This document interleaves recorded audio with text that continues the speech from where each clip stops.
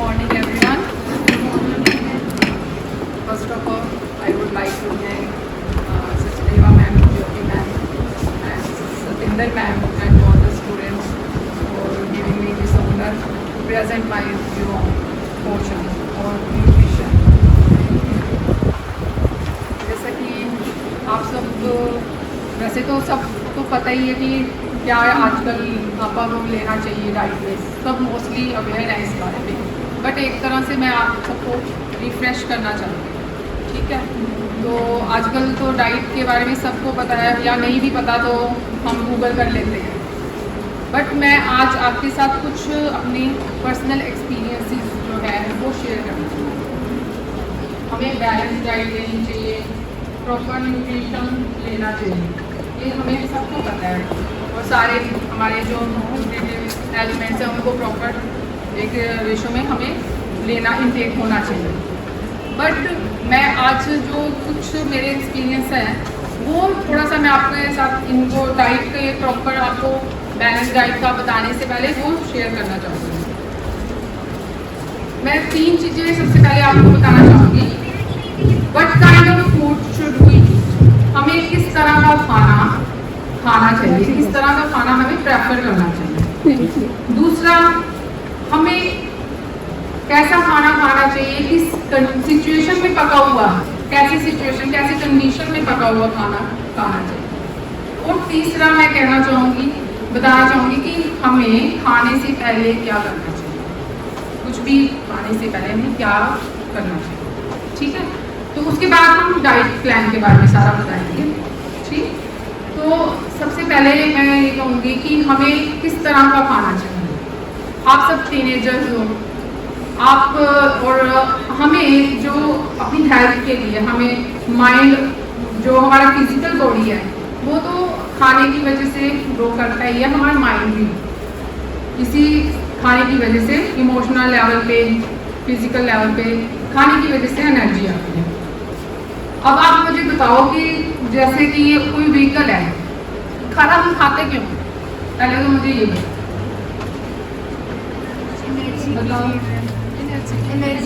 हाँ, एनर्जी। जैसे एक व्हीकल को पेट्रोल चाहिए, खाना इज लाइक अ फ्यूल, ठीक है, हमारी बॉडी के लिए। और फ्यूल जो है, अगर हम गाड़ी में प्रॉपर अच्छी क्वालिटी का तेल डालेंगे तो गाड़ी का इंजन कैसा रहेगा, लॉन्ग लाइफ निकलेगी, उसकी सर्विस ज़्यादा नहीं करवानी पड़ेगी, है ना, ऐसा होता है ना।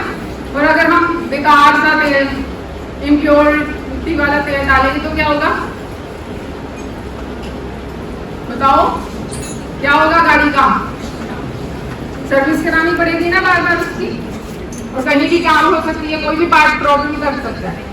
इन दी सेम वे हमारी बॉडी में भी हम अगर अच्छी क्वालिटी का आहार लेंगे, ठीक है, तो हमारी बॉडी को उतना ही एनर्जी मिलेगी और कम काम करना पड़ेगा, एनर्जी ज़्यादा मिलेगी। और जब हम पुअर क्वालिटी डालेंगे तो कोई ना कोई जल्दी हम इम्यूनिटी वीक होगी, बीमार जल्दी पड़ जाएंगे, ठीक है कि नहीं। तो हमें सबसे पहले कैसा खाना चाहिए, 40 to 50, आपकी एज के लोगों के लिए मैं बता रही हूँ, 40 to 50% हमारी डाइट में लिविंग फूड होना चाहिए। लिविंग फूड सुना है कभी किसी ने? लिविंग फूड क्या होता है पता है? लिविंग फूड होता है जो फ्रेश वेजिटेबल, सैलेड, जिनमें लिविंग सेल्स होते हैं, ठीक है, जिसमें जीवित कोशिकाएं होती हैं, ऐसा फूड लेना चाहिए। उसमें क्या आ जाता है, हमारे सैलेड, फ्रेश फ्रूट्स आ जाते हैं, नट्स आ जाते हैं, स्प्राउट्स आ जाते हैं। ये बात कभी पहले सुनी है किसी ने? ये हमें क्यों प्रेफर करना चाहिए, क्योंकि जब हमारी बॉडी खाने को डाइजेस्ट करती है तो हमारे अंदर एंजाइम्स होते हैं जो डाइजेशन करते हैं, पता है कि सबको। तो जो लिविंग फूड होता है उनमें ऑलरेडी ही वो एंजाइम 50% तक जो हमें चाहिए वो अवेलेबल होते हैं, ठीक है, जो पका भोजन नहीं होता उसमें अवेलेबल होते हैं।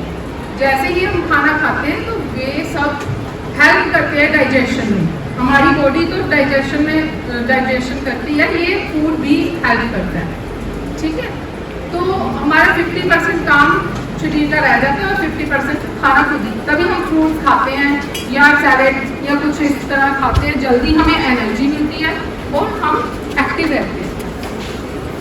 बट जब हम पका हुआ भोजन खाते हैं, ऑयली फूड, जो तला हुआ भोजन खाते हैं, उनमें क्या होता है, ये एंजाइम सारे डिस्ट्रॉय हो जाते हैं, जिस वजह से जब हम ये खाना खाते हैं हमारी बॉडी को कम से कम 1 से 1.5 घंटा वो एंजाइम्स बनाने में लग जाते हैं जो इनको फूड को डाइजेस्ट कर सकें। ठीक है, तो कभी हम खाने जब भी हैवी मील लेते हैं, जंक फूड लेते हैं या घर में कोई तला हुआ भोजन करते हैं, तो हमें कम से कम एकदम से सुस्ती या नींद आना हो जाता है। होता है या नहीं होता खाने के बाद? वो उसका कारण यही है कि हमारी बॉडी उसको पचाने के लिए एक्स्ट्रा वर्क करना शुरू कर देती है। कम से कम 1-1.5 घंटे बाद हमें वो एनर्जी लेवल मिलता है, उस खाने से हमें ऊर्जा मिलती है और हम एक्टिव होते हैं। ठीक है, तो अब दूसरा मैं आपसे डिस्कस करना चाहूँगी, हमें कैसा खाना, किस कंडीशन में बना हुआ खाना खाना चाहिए या प्रेफर करना चाहिए। कहते हैं ना कि जैसा अन्न वैसा मन, ये सुना है सबने? जैसा अन्न वैसा मन। अगर हमारा अन्न जो हम खाना खा रहे हैं वो बहुत ही अच्छे एटमॉस्फेयर में बनाया गया है, ठीक है, तो उसको अगर हम खाएं, क्योंकि खाना जो है मैंने पहले भी बताया कि फिजिकल ग्रोथ तो करता ही है, हमारा इमोशनल जो माइंड सेट है वो भी करता है। अब ज़्यादातर क्या होता है कि आप हमारे जो हम बच्चों के लिए मदर्स हैं यहाँ पे या आपकी मम्मियाँ क्या करती हैं, अर्ली मॉर्निंग उठती हैं, खाना आपके लिए बनाने के लिए, ब्रेकफास्ट के लिए, या फिर 2-2:30 बजे पता है कि बच्चा घर आएगा, भूखा होगा, तो वो अब 2-2:30 बजे आना, वो 12 बजे से ही प्रिपेयर करना स्टार्ट कर देती हैं कि बच्चा आएगा, भूखा होगा और खाना मांगेगा। ठीक है, तो वो बड़े प्यार से वॉश करके वेजिटेबल्स को बड़े प्यार से रेसिपी प्रिपेयर करती है।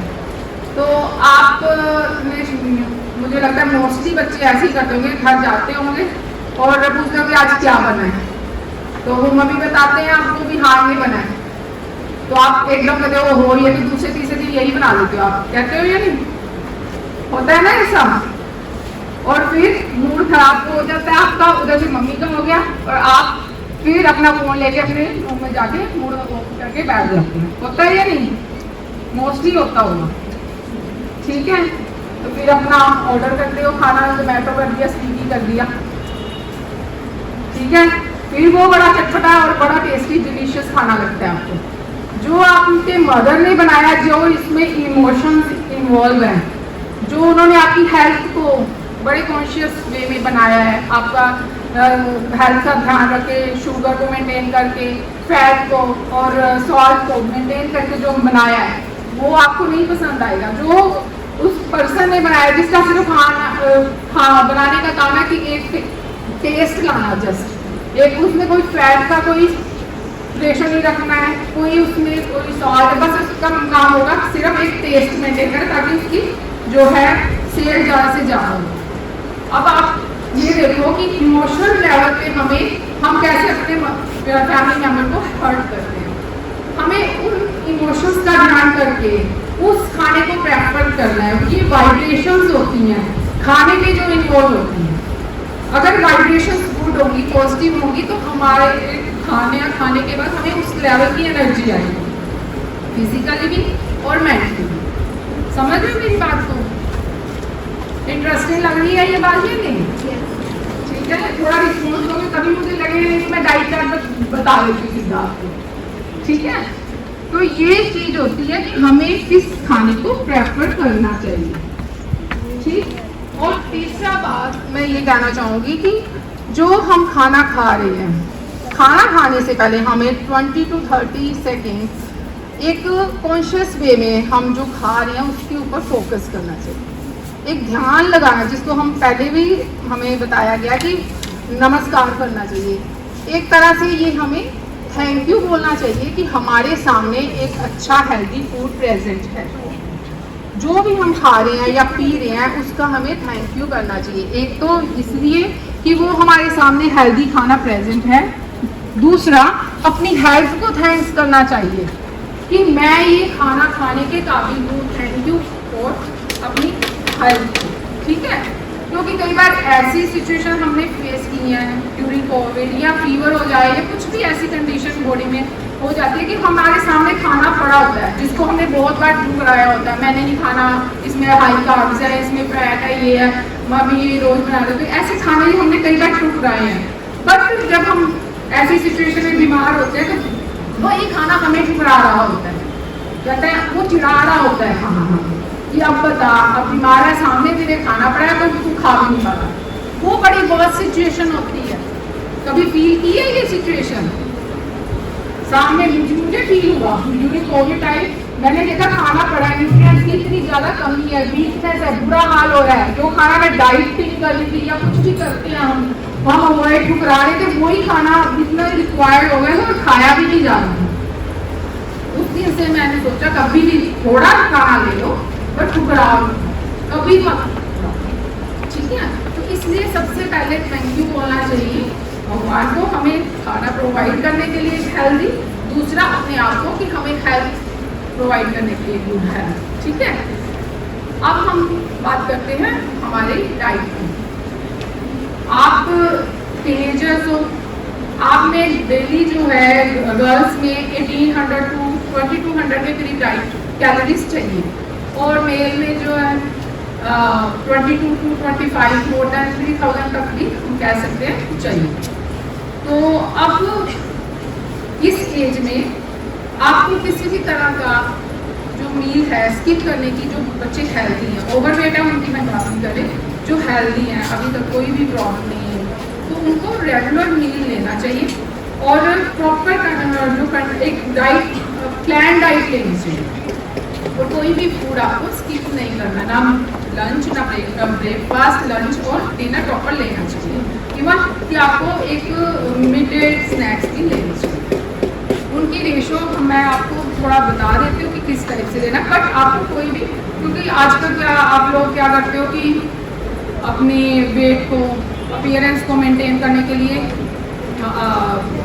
Zero carb diet, keto diet ये वो स्टार्ट कर देते हैं, बट आपको अपने ग्रोथ के ऊपर कंसंट्रेट करना, ये ग्रोइंग एज है, आपको स्टडी पे भी फोकस करना है, तो इसलिए आपको इस तरह से डाइट लेनी चाहिए ताकि आप पूरा दिन एक्टिव रह सकें।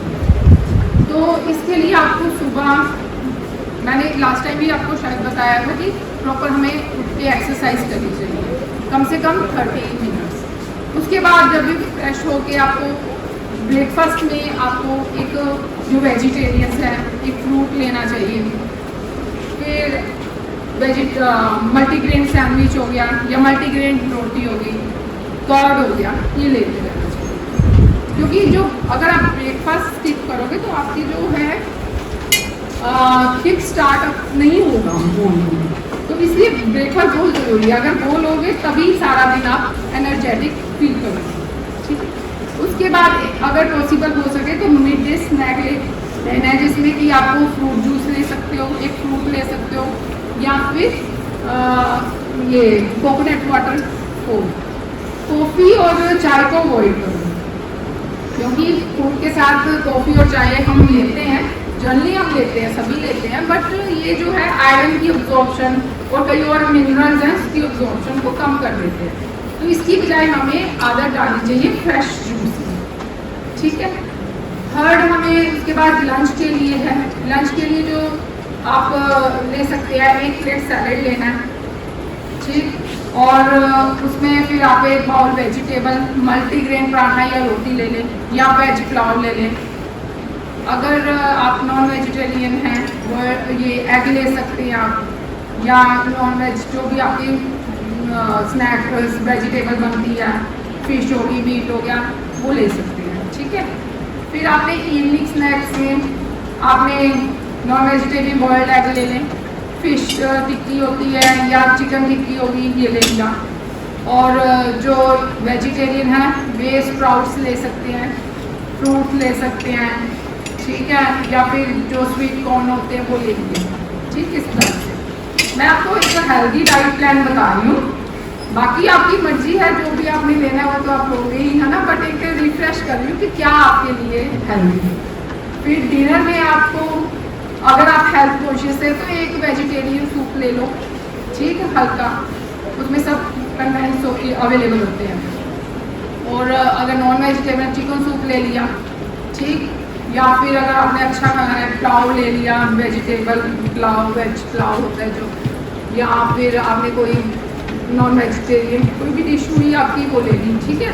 तो इस टाइप से हमें प्रॉपर हमें carbohydrates, protein, fat, mineral, vitamin proper intake इनका होना चाहिए एक हमारे पूरे डेली लाइफ में। प्लस हमारा जो वाटर है वो भी पूरी इंटेक भी प्रॉपर होना चाहिए, ठीक है। तो ये आपकी इस टाइप से आपकी डाइट हो जाएगी। अगर आपको कुछ भी इससे रिलेटेड कुछ भी पूछना है तो आप मुझसे पूछ सकते हो। तो आपको मेन जो है मैं फैट में क्या है कि आपको एक गुड फैट कंटेंट्स लेनी है, अवॉइड नहीं करनी है, फैटी फूड को अवॉइड नहीं करना।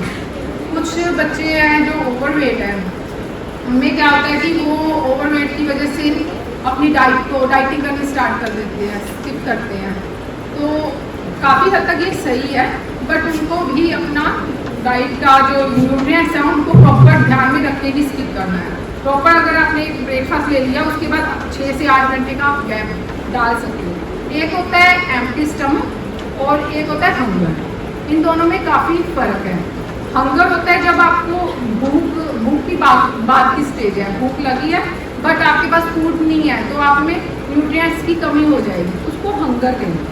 बट जो एम्प्टी स्टमक होता है वो हम जनरली अपने पेशेंट्स को, बच्चों को एडवाइस करते हैं जो ओबीज हैं, जिनको हाइपरटेंशन है, डायबिटिक है, इस तरह के पेशेंट को हम एडवाइस मोस्टली करते हैं। इसको हम आजकल इंटरमीडिएट फास्टिंग भी कहते हैं, ठीक है ना। तो इसमें इसके बारे में अगर आप जानना चाहते हो तो मैं थोड़ा सा बता देती हूँ कि एम्प्टी स्टमक रहना भी काफ़ी हद तक ठीक है, क्योंकि जो हमारे बॉडी में जैसे गुड सेल्स हैं ऐसे बैड सेल्स भी होती है जो डिजीज़ को जनरेट करती है। जो बैड सेल्स हैं उनको कैंसर सेल या कोई और डिजीज़ कॉजिंग सेल भी कह सकते हैं। तो इनका जो फूड इंटेक होता है ये नॉर्मल सेल से 8 से 10 गुना ज़्यादा होता है। तो अगर हमारा फूड इंटेक बहुत ज़्यादा हैवी रहा और हम जंक फूड ज़्यादा खा रहे हैं या हमारी फूड हैबिट काफ़ी पुअर है तो हमारी बॉडी में उन जो बैड सेल्स हैं उनको एटमॉस्फेयर मिल जाता है डिजीज़ कॉज करने का। अगर वो नॉर्मल एटमॉस्फेयर है तो हमेशा वो पड़ी रहती हैं और उनका कोई ज़्यादा बट नहीं हो पाता, बट सबसाइड रहती है। बट जब हमें हमारी जो एटमॉस्फेयर बॉडी का गलत हो हमें तो वो जो है अपने आप फूड इंटेक ज़्यादा हो तो ज़्यादा ईटिंग पावर से ग्रोथ ज़्यादा करने लगती हैं और वहीं पे ये तो बीमारी को क्रिएट करती है। ज़्यादातर कैंसर सेल्स जो होती हैं वो एक जगह गुच्छा बना देती हैं, ठीक है। तो ऐसी कंडीशन में क्या होता है कि हमारी बाकी बॉडी को काफ़ी ज़्यादा काम करना पड़ता है उसके ऊपर। अगर हम खाली पेट रहेंगे तो उनको प्रॉपर खाना नहीं मिल पाएगा और वे अपने आप को डेड कर देंगे, क्योंकि उनको खाना ज़्यादा चाहिए तो वो अपने आप डेड हो जाएगी। इसलिए ऐसे बच्चों में या पेशेंट्स में हम खाली पेट रहने की एडवाइस देते हैं, क्योंकि अगर हम खाली पेट रहेंगे तो उनको खाना ही नहीं मिलेगा, जो जितनी ग्रोथ हुई है वहीं पे वो डेड हो जाएंगे। समझ रहे हो मेरी बात को? तो कहीं काफ़ी हद तक कई बार हम इसीलिए हमारा जो पिछले हमारे कल्चर में फास्टिंग का जो है कल्चर चला हुआ है कि फास्ट हम एक हफ्ते में 1-2 दिन फास्ट रखना चाहिए। ये इसी से वो कंसेप्ट उठ के आ रहा है कि क्या इसके पीछे कंसेप्ट। तो इस टाइप से हमें अपनी डाइट के ऊपर प्रॉपर ध्यान रखना है और बड़ा कैलकुलेटेड डाइट और प्रॉपर वे में, ताकि सारे न्यूट्रिएंट्स हमारी बॉडी को मिले और फ्यूचर में गुड हेल्थ मिले और ग्रोथ हो। खासकर गर्ल्स को बहुत ध्यान रखना है, क्योंकि आगे चल के काफ़ी प्रॉब्लम्स का सामना करना पड़ जाता है, एनीमिक हो जाती हैं या कोई और प्रॉब्लम स्टार्ट हो जाती है, बैक एक, सर्वाइकल, इस तरह की प्रॉब्लम। तो इसलिए गर्ल्स को थोड़ा मैं कहूँगी कि अपनी डाइट, अपनी वेट और अपीयरेंस की बजाय डाइट के ऊपर थोड़ा ज़्यादा फोकस करें, ठीक है। अगर बैलेंस डाइट रहेगी तो वेट गेन नहीं हो पाएगा, ठीक है। तो बाकी आपने कुछ भी पूछना तो आप पूछ सकते हो आप, ठीक है। Thank you very much.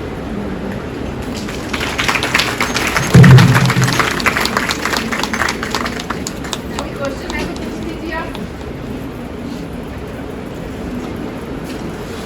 पूछो।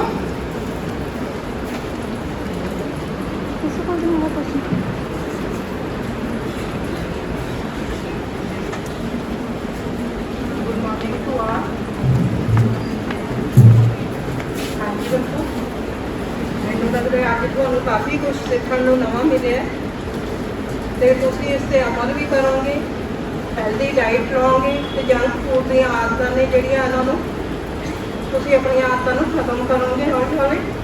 ਠੀਕ ਹੈ। ਤੇ ਮੈਂ ਅੱਜ ਇਸੇ ਡਾਕਟਰ ਨਵਜੀਤ ਜੀ ਦਾ ਇੱਥੇ ਪਹੁੰਚਣ ਤੇ ਬਹੁਤ ਬਹੁਤ ਧੰਨਵਾਦ ਕਰਦੀ ਹਾਂ, ਜਿਨ੍ਹਾਂ ਨੇ ਸਾਡੇ ਬੱਚਿਆਂ ਨੂੰ ਨਾਲ ਆਪਣੇ ਬਹੁਮੁੱਲੇ ਵਿਚਾਰ ਪੇਸ਼ ਕੀਤੇ ਤੇ ਆਸ ਕਰਦੀ ਹਾਂ ਕਿ ਬੱਚਿਆਂ ਨੇ ਕਾਫੀ ਕੁਝ ਸਿੱਖਿਆ ਹੈ ਅਤੇ ਇਸ ਤੇ ਅਮਲ ਵੀ ਕਰਨਗੇ। ਥੈਂਕ ਯੂ ਡਾਕਟਰ ਸਾਹਿਬ, ਤੁਹਾਡਾ ਬਹੁਤ ਬਹੁਤ ਸਾਡੇ ਕਾਲਜ ਪਹੁੰਚਣ ਤੇ ਫੈਮਿਲੀ ਦੇ ਵੱਲੋਂ ਸਾਰਿਆਂ ਵੱਲੋਂ ਤੁਹਾਡਾ ਬਹੁਤ ਬਹੁਤ ਧੰਨਵਾਦ।